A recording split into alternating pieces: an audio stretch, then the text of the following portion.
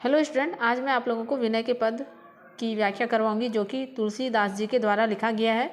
तो ये जो है ये दूसरा पदखंड है और मैं पहले पदखंड का व्याख्या करवाई थी। तो इसके डिस्क्रिप्शन में मैं लिंक डाल दूंगी, वहाँ से आपको पहले पदखंड की व्याख्या मिल जाएगी। तो चलिए शुरू करते हैं। क्या है? माधव मोह फांस क्यों टूटे, बाहर कोटि उपाय करिए, अभ्यंतर ग्रंथि न छूटे। घृत पूरन कराह अंतर्गत, शशि प्रतिबिंब दिखावे, ईंधन अलन लगाए कल्पसत, औटत नाश न पावे। तो यहाँ पे जो है देखिए इसका शब्दार्थ दिया हुआ है। फांस का मतलब होता है फंदा, कोटि का मतलब होता है हजार, अभ्यंतर का मतलब होता है भीतर, ग्रंथि गांठ, धृत पूरन करा घी से भरा हुआ कढ़ाई, अंतर्गत अंदर, शशि का मतलब होता है चंद्रमा, प्रतिबिंब मतलब छाया, अनल मतलब आग। अब क्या है देखिए, माधव जो है यहाँ पे किसको बोला जा रहा है? कृष्ण जी को, राम जी को, ठीक है, जो कि तुलसीदास जी बहुत बड़े भक्त थे इनके। तो माधव, हे कृष्ण, हे राम, मोह फांस क्यों टूटे, मतलब जो ये जो माया की फंदा है, माया का जो फंदा है वो क्यों नहीं छूट रहा है। बाहर कोटि उपाय करिए, बाहर से चाहे जितने भी उपाय कर लीजिए, बाहर से चाहे जितने भी उपाय कर लीजिए, अभ्यंतर ग्रंथि न छूटे, जब तक आपके भीतर की ग्रंथि मतलब गांठ, आपके भीतर की जो गांठ है वो जब तक सही नहीं होगी तब तक जो है माया का जो फांस है वो नहीं छूटेगा। किस प्रकार? देखिए यहाँ पे उदाहरण के साथ तुलसीदास जी ने बोल रहे हैं, बता रहे हैं संसार के लोगों को।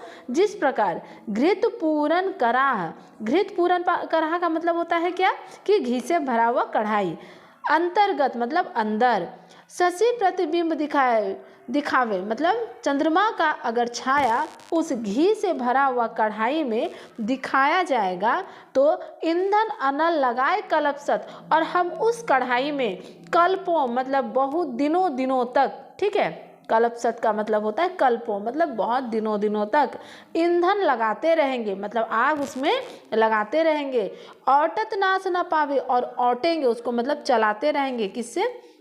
फिर भी जो है उसका नाश नहीं होगा, ठीक है, किसका? चंद्रमा के प्रतिबिंब का नाश नहीं होगा, नष्ट नहीं होगा, ठीक है। अब बढ़ते हैं दूसरे पदखंड के तरफ। क्या है यहाँ पे देख लीजिए आप लोग। तरु कोठर महाबस विहंग, तरु काटे मरे न जैसे, साधन करिए विचारहीन, मन शुद्ध होई नहीं तैसे। अंतर मलिन विषय मन अति, तन पावन करिए पखारे, मरी न उरग अनेक जतन, वाल्मीकि विविध विधि मारे, ठीक है।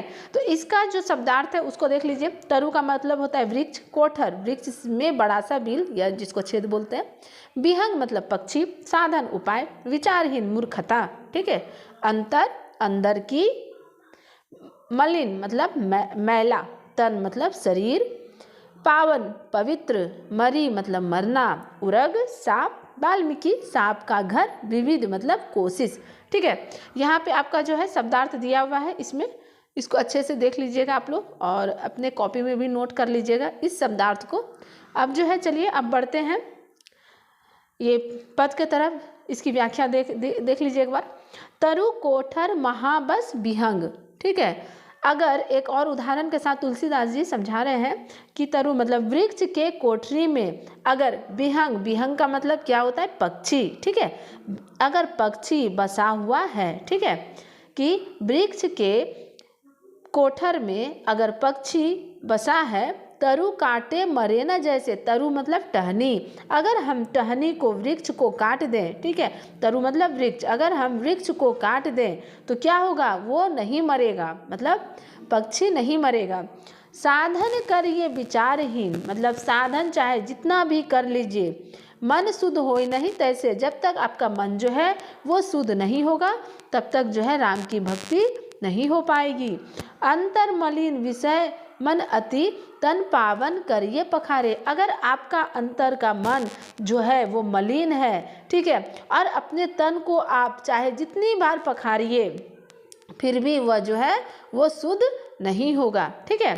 और आगे अब बोल रहे हैं, मरी न उरग अनेक जतन, मतलब उरग का मतलब क्या होता है? उरग का मतलब होता है सांप, ठीक है, उरग का मतलब क्या होता है? सांप, कि अगर बिल में छुपे हुए सांप को चाहे जितनी बार विविध विधि मारे, चाहे जितनी बार मारे, फिर भी वह क्या होता है, नहीं मरता है। जब तक सांप को निकाल के नहीं मारा जाता है तब तक वो नहीं मरता है, मतलब बिल में वह नहीं मरता है। ठीक है, चलिए अब आगे बढ़ते हैं। क्या है, तुलसीदास हरि गुरु करुणा बिनु विमल विवेक न होई। तुलसीदास के बिना, तुलसीदास जी अब कहते हैं कि हे प्रभु, हे गुरु, आपकी कृपा के बिना जो हमारे अंदर में जो विवेक है वो नहीं होगा। ठीक है, बिनु विवेक संसार घोर निधि, और इस विवेक के बिना इस संसार का जो माया जाल है पार न पावे कोई, मतलब कोई भी नहीं पार पाएगा। ठीक है, तो जब तक भगवान की कृपा हमें नहीं हो जाती है, हमें प्राप्त नहीं हो जाती है, तब तक कोई भी इस संसार का जो माया जाल है उसको पार नहीं पाएगा। ठीक है, तो बच्चों यहाँ देख लीजिए, ये जो भाषा है, जो तुलसीदास जी ने इसको रचा जो है वो क्या है, ब्रज भाषा है। ठीक है, तो चलिए ये इसकी व्याख्या समाप्त हो गई।